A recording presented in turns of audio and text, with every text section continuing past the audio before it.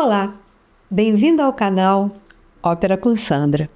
E falando de ópera, lá vamos nós. Nos vídeos anteriores, falei sobre as óperas italiana, francesa e inglesa até meados do século XVIII. Hoje, vamos conhecer dois compositores italianos que prepararam o caminho para a grande reforma da ópera de Christopher Willibald Gluck. São eles Niccolò Jommelli e Tommaso Traetta. Vamos nessa? Em meados do século XVIII, a França ditava a moda e a cultura. Falar francês, vestir-se à moda francesa e consumir cultura francesa era sinal de refinamento e status em boa parte da Europa. Na Alemanha, por exemplo, o rei Frederico II, o Grande, falava francês no dia a dia e chamava o alemão de língua de camponeses. Na Itália do Norte, em cortes como Turim, Parma e Milão, também respiravam cultura francesa, tanto nos costumes quanto nas artes. Essa francofilia refletia-se diretamente no teatro musical. As óperas francesas eram vistas como modelo de equilíbrio dramático e sofisticação estética. Apesar dessa influência, a ópera séria italiana, tão popular nas cortes europeias, ainda seguia os rígidos padrões estéticos herdados da escola napolitana e dos libretos de Metastácio. Estas obras tinham características muito definidas, como vimos no vídeo 24. Eram marcadas pelas áreas da capo, com suas repetições mecânicas, no foco do virtuosismo dos cantores, por enredos e personagens estereotipados, de modo geral, apresentando pouca interação entre música e drama e com orquestras reduzidas a mero acompanhamento. Esse modelo já não dialogava com o espírito iluminista, que valorizava a naturalidade e a expressão dramática. Estava claro que era preciso inovar, e foi aí que os compositores italianos Niccolò Jommelli e Tommaso Traetta, numa atitude pioneira, quebraram os paradigmas da ópera séria. Jommelli iniciou sua carreira em 1737, compondo óperas sérias e cômicas dentro da tradição italiana. Mas a partir de 1750, começou a experimentar novas soluções. O auge de sua carreira veio entre 1753 e 1769, quando foi mestre de capela do Duque de Württemberg em Stuttgart, uma corte alemã altamente influenciada pela cultura francesa. Foi nesse período que realizou uma pequena revolução. Elevou a orquestra a um novo patamar, dando a ela protagonismo e sofisticação harmônica. Os recitativos acompanhados tornaram-se predominantes e as aberturas passaram a estar conectadas ao drama. Além disso, desenvolveu cenas complexas que integravam vozes, coro e orquestra em uma única unidade expressiva. Um exemplo brilhante dessa sua inovação é a ópera Armida Abbandonata, estreada em 1770 com libreto de Francesco Saverio de Rogatti, inspirado na Jerusalém Liberata de Torquato Tasso. Essa foi a primeira ópera que Jommelli escreveu para Nápoles após ter passado 17 anos a serviço do Duque de Württemberg. Entre vários momentos notáveis dessa partitura está a área Ti sento, em português, Eu te sinto. Nela, Armida expressa a dor da perda de seu amado Rinaldo, o seu orgulho ferido e a fúria que começa a emergir do seu interior. O acompanhamento orquestral é expressivo e participa ativamente do drama, com violinos e oboés sublinhando os suspiros e explosões emocionais da personagem. Vamos ouvi-la interpretada pela maravilhosa soprano alemã Christine Karg.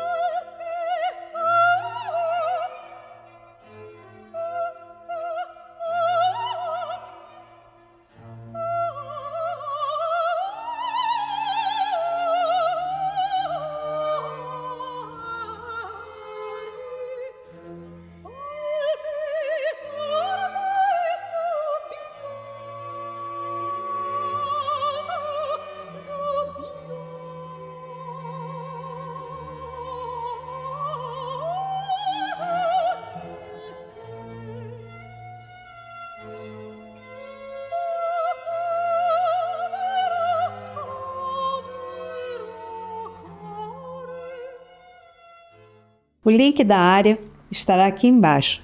Se puder, ouça-a na íntegra. Armida Bandonata é uma verdadeira obra-prima de Jommelli e tem uma grande importância histórica por representar a busca do compositor pela unidade dramática e por reduzir o virtuosismo musical em favor da verdade dramática. Juntamente com sua Ifigênia em Táuride, Jommelli antecipa o caminho da reforma operística que seria plenamente realizada por Gluck. O nosso outro compositor de hoje é Tommaso Traetta. Tanto por seu temperamento mais ousado quanto por circunstâncias, Traetta afastou-se ainda mais dos modelos tradicionais italianos. Assim como Jommelli, começou com sucessos no teatro italiano, escrevendo óperas tradicionais. Mas entre 1758 e 1765, sua carreira passou por duas experiências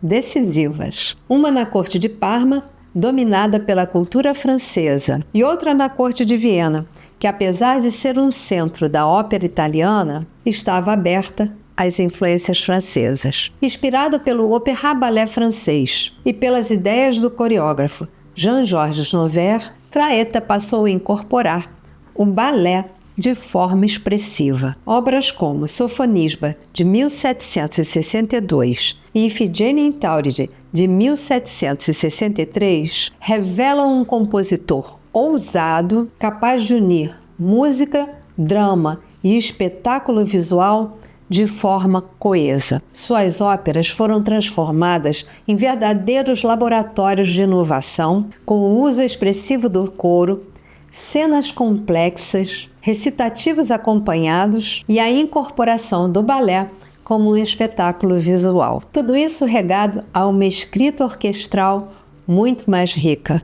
Tanto Jommelli quanto Traetta absorveram influências francesas de Rameau e de Lully, e também elementos alemães, especialmente no tratamento da orquestra. Com isso, conseguiram integrar música e drama de uma maneira mais consciente. Fizeram com que a orquestra ganhasse uma dimensão narrativa, criando atmosferas que reforçavam o impacto emocional das cenas. Seus coros deixaram de ser simples comentadores e passaram a ter um papel ativo dentro da ação. Um bom exemplo do novo tratamento está na área Dormi Oreste, do ato 2 de Ifigênia em Táuride de Traetta. Nesta cena, Pílade tenta acalmar o atormentado Orestes em meio às suas terríveis visões. O contraste entre a serenidade apresentada pela música de Pílade e as incisivas intervenções do coro, representando as fúrias, cria uma cena teatral de grande força dramática, uma das inovações de Traetta. Vamos ouvir um trechinho deste momento?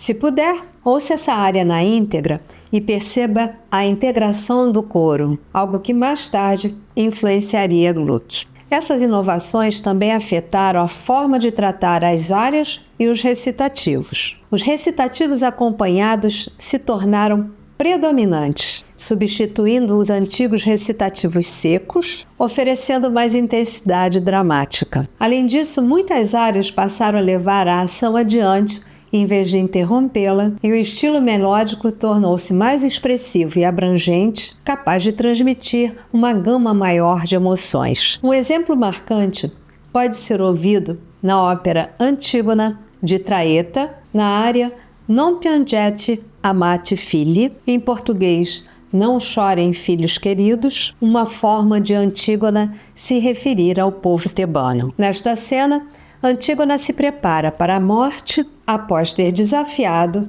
a ordem do rei Creonte e sepultado o irmão. Antes de enfrentar seu destino, pede ao povo tebano que não chore por ela, revelando resignação e grandeza de espírito diante o inevitável. Aqui, em vez de buscar o virtuosismo musical, Traetta prioriza a clareza do texto e a emoção direta, alinhando-se ao clima trágico da cena.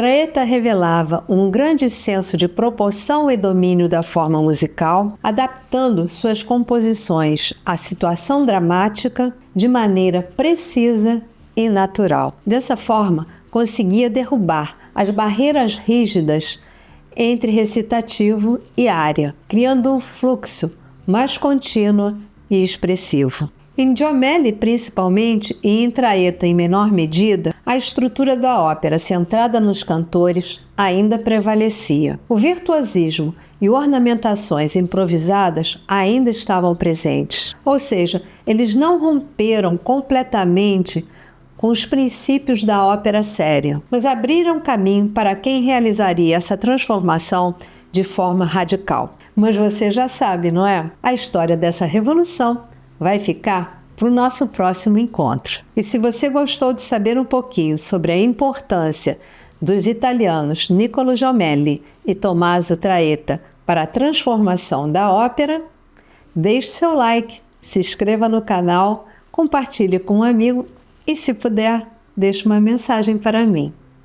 Muito obrigada, boa semana e até o nosso próximo encontro.